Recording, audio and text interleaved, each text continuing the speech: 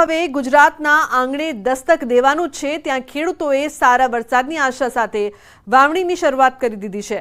અરવલ્લીના મોડાસા, ભિલોડા તાલુકા સહિતના વિસ્તારોમાં 2 દિવસ પહેલા વરસાદ વરસ્યો, જેના પગલે ખેડૂતો ખેતીકામમાં જોતરાઈ ગયા છે।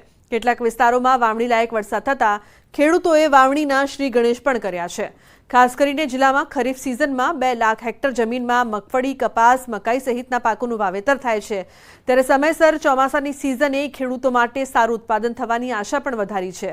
સાથે સરકાર પાસેથી ઉત્પાદનના સારા ભાવ મળે તેવી આશા ખેડૂતો રાખી રહ્યા છે। આ વખતે સારો એવો વરસાદ પડ્યો છે, એટલે અમે મગફળીનું વાવેતર ચાલુ કર્યું છે અને મગફળી અમે સારી એવી ભગવાનને પ્રાર્થના કરીએ છીએ કે સારો એવો વરસાદ પડે અને સારી એવી મગફળી પાકે એવું અમે ભગવાનને પ્રાર્થના કરીએ છીએ અને સરકારને એવી વિનંતી કરીએ છીએ કે સારી એવી મગફળી પાકે તો અમને સારો એવો ભાવ મળે। તો રાજ્યમાં હજુ સત્તાવાર ચોમાસું બેઠું પણ નથી, ત્યાં ગઈકાલે વરસેલો વરસાદ મુશ્કેલી તાણી લાવ્યું છે। વાત છે નર્મદા જિલ્લાની, જ્યાં ગઈકાલે સાંજે 2 કલાકમાં 1.5 ઇંચ વરસાદ ખાબક્યો। રાજપીપળા, કેવડિયા સહિતના સ્થળોએ ગાજવીજ સાથે વરસાદ વરસ્યો હતો। જો કે આ પ્રથમ વરસાદે રાજપીપળા સહિત જિલ્લાભરમાં વિનાશ વેર્યો છે। પહેલા વરસાદમાં જ કેળ, કેરી અને પપૈયાને ભારે નુકસાન થયું। જો કે આ વરસાદે માત્ર ખેડૂતોને નહીં પરંતુ સ્થાનિકોને પણ રડાવ્યા છે, જે લોકોના કાચા મકાનોના છાપરા ઉડતા ઘરવિહોણા થયા છે, જેથી હવે તે બહાર રહેવા મજબૂર બન્યા છે। નર્મદામાં માંગરોળ, રામપુરા, શહેરાવ, ગોપાલપુરા ગામમાં 500 એકર કેળાના પાકને લાખોનું નુકસાન થતાં જગતના તાતને ફરી રોવાનો વારો આવ્યો છે, ત્યારે ખેડૂતો સરકાર પાસે સર્વે કરાવી નુકસાનના વળતરની માંગ કરી રહ્યા છે। પ્રથમ વરસાદ ચોમાસાનો ગણી શકાય, કારણ કે જે પ્રથમ વરસાદે જ ખેડૂતોને રોવાનો વારો લાવી દીધો છે। હું તમને આ બતાવવા જઈ રહ્યો છે, ખાસ કરીને જે ખેતરો છે જ્યાં ઊભા કેળની પાક છે, કેળના પાકને મોટું નુકસાન થયું છે। ખાસ કહી શકાય કે લગભગ 100 થી 200 એકર જેટલી જમીનમાં આજે કેળો ઊભા પાકને નુકસાન થયું છે, જેને લઈ લાખો રૂપિયાનું નુકસાન ખેડૂતોને વેઠવાનો વારો આવે છે। પ્રથમ ચોમાસાના વરસાદે જ ખેડૂતોને રોવાનો વારો, હજુ તો ચોમાસું શરૂઆત છે ત્યારે પ્રથમ વરસાદે આટલી મોટી જો હોનારત સર્જી હોય તો આગામી દિવસોમાં હજુ વરસાદ જે પડશે તો ખેડૂતોની હાલત શું થશે? આપણી સાથે ખેડૂત છે, એમની સાથે વાત કરીએ। કાકા, કેટલા એકર જમીનમાં ખાસ કરીને વાવેતર કરેલું અને કેટલું નુકસાન છે? ગુવાર ગામમાં આશરે 100 થી 200 એકર વાવેતર છે, એમાંથી 80 થી 90% નુકસાન છે। ગામના છાપરા પણ ઉડી ગયા છે અને પ્રથમ વરસાદમાં જ આટલું નુકસાન છે, તો આગળ કેટલું નુકસાન થશે એ અમારે વિચારવા જેવું છે। ખાસ કરીને વાત કરીએ તો નર્મદા જિલ્લામાં કઈ કઈ ખેતી કરવામાં આવે છે અને કયા વધારે મોટા પાકને નુકસાન છે? મુખ્યત્વે નર્મદા જિલ્લામાં કેળોનું વાવેતર વધારે છે, બીજું કેરીનું પણ વાવેતર છે, પણ એ પહેલા જ વરસાદમાં કેળાને 90 થી 80% નુકસાન છે અમારા ગામમાં। અને કાકા છે, તેમની સાથે વાત કરીએ। કાકા, વારંવાર આવું થાય છે, સરકાર તમને કેટલી સહાય આપે છે? શું માંગ છે? હવે સરકાર સહાય તો પૂરતી આપતી નહીં, પણ જો સહાય ના આપે અને લોન માફ કરે એમ અમારે માન્યતા રાખવી છે। ખાસ વાત કરીએ તો જે ખેતી જે ગુવાર ગામમાંથી અન્ય આજુબાજુ ગામોમાં પણ કેટલું નુકસાન હશે? 90 થી 100% નુકસાન છે। માંગરોળ, રામપરા, ગુવાર, તરસાલ, શહેરાવ બધા જ ગામોમાં નુકસાન છે। તો તમે જોયું તેમ ખાસ કરીને આ જે ખેતર છે, ખેતરમાં તમામ કેળો સુઈ ગઈ છે। એક ખેડૂત આપણી સાથે છે, એની સાથે વાત કરીએ કે વારંવાર આવું જે ખેડૂતોને રોવાનો વારો આવે છે, હવે ખેડૂત કઈ દિશામાં જશે? હજુ તો આ જે કેળ દેખાય છે હાલમાં એ શરૂઆત જ કરી છે, હજુ કોઈ કટિંગ થયું નથી। હજુ મુહૂર્તના કેર આપવાના હતા, પણ બધી આખી ખેતરની કેર સૂઈ ગઈ છે। આ છે ખેડૂત નરેશભાઈ પટેલ, ગુવારના છે। શું પરિસ્થિતિ છે અને શું માંગ છે તમારી સરકાર પાસે? પરિસ્થિતિ એટલે દર વર્ષે આ પોઝિશન વરસાદ શરૂઆત થવામાં જ આ વાવાઝોડાને એવું આવે છે, તો સરકાર કઈ રાહત આપે એવું અમારી નમ્ર વિનંતી છે। એ રાહતમાં બી એવું કંઈ કરો કે અમને ડાયરેક્ટ ખેડૂતને મળી શકે એવું કંઈ કરો।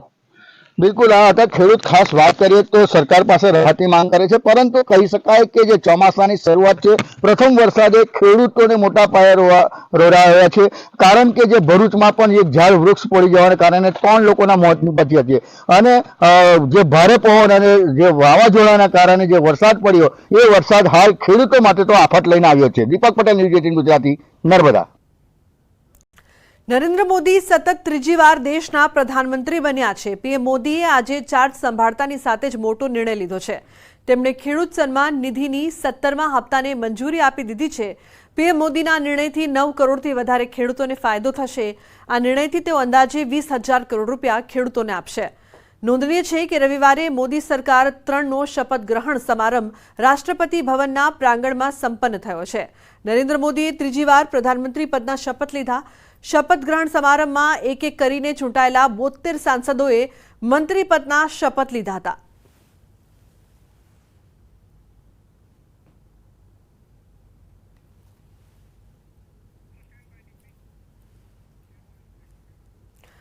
જૂનથી સંસદનું સત્ર શરૂ થઈ શકે છે। મોદી સરકારના કાર્યકાળનું પહેલું સંસદ સત્ર।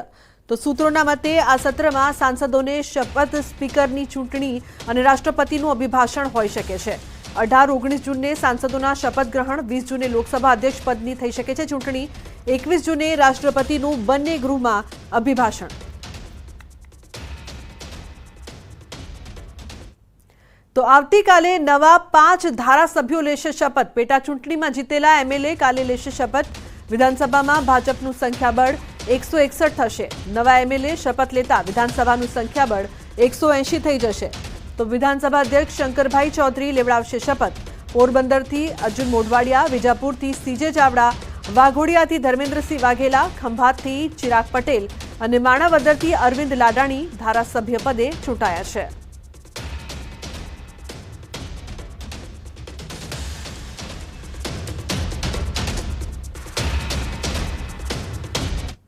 તો ગરમીને લઈને ઉનાળુ વેકેશન લંબાવવાની માંગ રાજ્ય શાળા સંચાલક મહામંડળે સીએમને લખ્યો છે પત્ર। દિવાળી વેકેશન અંગે પણ ફેર વિચારણા કરવા રજૂઆત કરી છે। કેજી અને ધોરણ 5 સુધીના વર્ગોને પત્રમાં ઉલ્લેખ કરવામાં આવ્યો છે। રાજ્ય શાળા સંચાલક મહામંડળે રાજ્યમાંથી અલગ અલગ સંઘો દ્વારા મળી હતી રજૂઆત। તો રાજ્ય શાળા સંચાલક મહામંડળે સીએમને પત્ર લખ્યો છે અને વેકેશન લંબાવવાની માંગ કરવામાં આવી છે। ગરમીને લઈને ઉનાળુ વેકેશન લંબાવવાની માંગ કરવામાં આવી છે, જેના માટે રાજ્ય શાળા સંચાલક મહામંડળે આ માંગ કરી છે। ખાસ કરીને નાના બાળકો માટે આ રજૂઆત। અમદાવાદમાં મેડિકલ અને ડેન્ટલ પ્રવેશ માટે વિવાદમાં રહેલી નીટ મામલે વિરોધ। ગુજરાત યુનિવર્સિટી પાસે એનએસયુઆઈના કાર્યકરોના દેખાવો। નીટની પરીક્ષા અને પરિણામમાં ગોટાળા થયાનો આક્ષેપ। દેખાવકારોની અટકાયત કરવામાં આવી છે।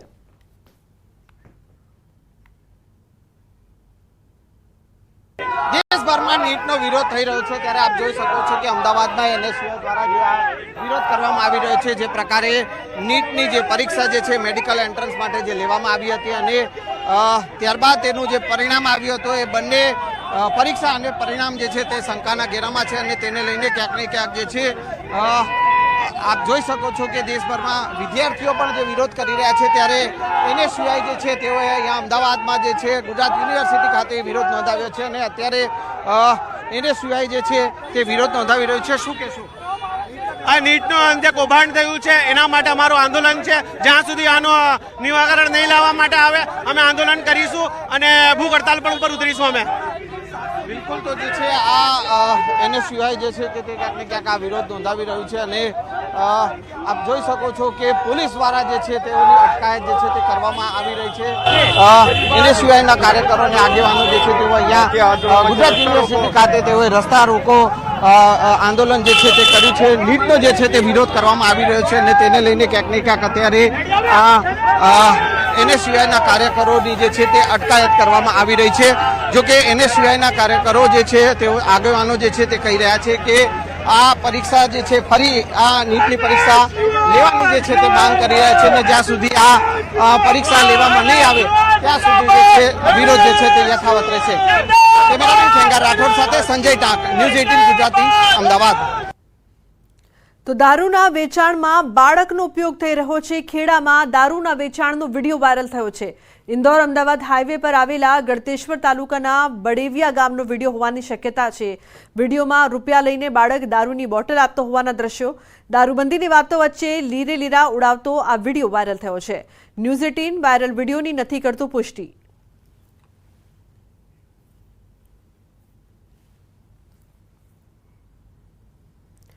અરવલ્લી જિલ્લામાં સ્ટેટ મોનિટરિંગ સેલની કાર્યવાહી। મોડાસાના ગાજણ ટોલબૂથ પાસે લાખો રૂપિયાનો દારૂ ઝડપાયો। પંજાબી હોટલ સામે ઉભેલા ટ્રકમાં ઘઉંના લોટની આડમાં સંતાડેલ વિદેશી દારૂનો મોટો જથ્થો ઝડપી પડાયો છે। શામળાજી તરફથી આવતી ટ્રકની તપાસ લેતા લાખો રૂપિયાનો દારૂ ઝડપાયો છે। એસએમસી 8,892 દારૂની બોટલો સાથે રૂપિયા 10,35,600ની કિંમતનો દારૂ ઝડપી પાડ્યો।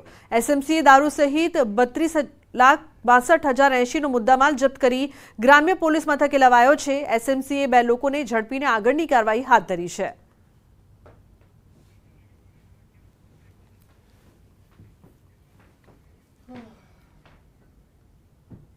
તો બુલેટિનમાં હાલ રોકાઈશું એક બ્રેક માટે। આપ જોતા રહો ન્યૂઝ 18 ગુજરાતી।